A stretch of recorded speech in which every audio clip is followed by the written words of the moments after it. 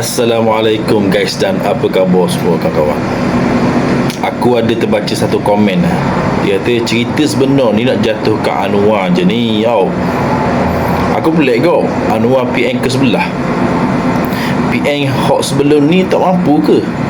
Nampak kan? Situ tujuan dia cakap tu atas dasar politik je. Terima kasih boh Azakri. Pertama sekali, hamba nak tanya Dema faham situasi tak sekarang ni benda video hamba buat ni?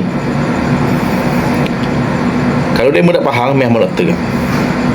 Hamba buat video ni sebab nak menjawab isu yang tengah hangat sekarang ni mengenai Rohingya, terutama sekali di Terengganu. Jadi sebenarnya bukan hati anda saja, tapi biarlah hamba nak jawab hak di Terengganu. Sebab hamba tengok banyak desakan ataupun rakyat hari ni dia lancur macam-macam keping lah, halau Rohingya lah, ugut nak tukar kerajaan negeri lah. Jadi hamba tengok benda ni tak betul lah. Sebab bidang kuasa yang nak gubah dasar kerajaan, nak terima ataupun nak tolak pelarian Rohingya ni duduk di Malaysia sementara, ataupun boleh kerja, ataupun duduk sini terus bulan IC kenapa, tu adalah dasar peringkat kerajaan di peringkat persekutuan, bukan di peringkat Dewan Undangan Negeri. Mungkin kena faham situ. Aku buat video nak suruh orang yang tengah semangat nak marah ni, nak desak kerajaan ni supaya ambil tindakan, nak stop daripada kebanjiran Rohingya ni. Biar betul dengan channel dia, biar betul dengan cara dia. Sebab kalau mu desak kerajaan negeri, yelah kerajaan negeri boleh buat apa? Sekadar turun ke lapangan tanya khabar masalah rakyat, tu boleh lah. Tapi bila nak sentuh isu mengenai penguatkuasaan, nak takak, nak igak, nak atau balik, tu semua di bidang kuasa penguatkuasaan, badan beruniform, agensi kerajaan, di bawah kerajaan persekutuan, di bawah KDN. Mu faham ke tak? Soal bila aku cakap gini, mu nampak macam aku nak jatuh nuah.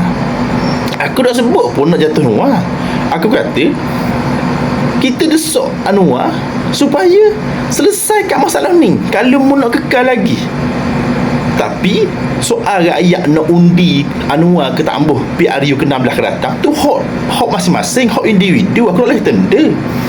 Sebab rakyat nak undi pada PRU 16, 17, 18 pun bukan dia tengok isu Rohingya saja. Dia tengok belaka isu menjanji harga minyak, nak hapus tu. Rakyat hari ni bukan bodoh, boleh mikir. Isu Rohingya ni isu hak kedianing, hak mu janji dengan rakyat daripada 24 jam bila menang Putrajaya tu, bila jadi PM tu. Tapi aku dah setuh pada dalam video ni, apa yang mu rigid sangat? Kalau mu sokong, kalau mu sayang ke Anwar pun, ambil mu lah ke mana? Jelas ke tau? Jadi mu kata dah apa PM sebelum ni tak mampu ke? Tak mampu lah cerita dia. Sebab tu sekarang ni masih lagi bergelewak Rohingya di Terengganu, di mana-mana di Malaysia. Sebab aku nak kata begini je, naiklah PM mana sekalipun, kalau dia dok serius nak bantras isu ni yang melibatkan dasar kerajaan sendiri. Faham tak dasar kerajaan ni? Nak gubah dasar kerajaan ni, dia mesti dibahas dalam Dewan Rakyat. Jadi aku nak cerita mu, kalau kerajaan hari ni ataupun kerajaan hak lepas dok serius nak bantras isu ni, dok bawa isu ni ke dalam Dewan Rakyat, nak bahas, nak gubah dasar kerajaan, jadi maknanya kerajaan sebelum ni tak boleh nak buat jugalah cerita dia. Jadi hari ni rakyat makin marah sebab nampak kebanjiran tu makin banyak. Dulu di Terengganu dok geger sangat hari isu Rohingya ni. Kalau di Pantai Barat memanglah, di pasar bawah Selayang ke mana, memang geger sok mudah. Di Terengganu kebelakangan ni baru nampak rakyat mula celik mata, nak marah kepada Rohia. Sebab apa? Sebab ia lipoh sampai Terengganu tu. Kalau mu nak kata gagal, memang PMPS sebelum ni gagal juga. Faham tak? Jadi mu dah sah lah. Bila aku cakap gini, mu kata nak jatuh Nuar ni, dah mu sayang Nuar, mundi lah Nuar, tak ada kisah pun. Kau ni faham tak? Azakri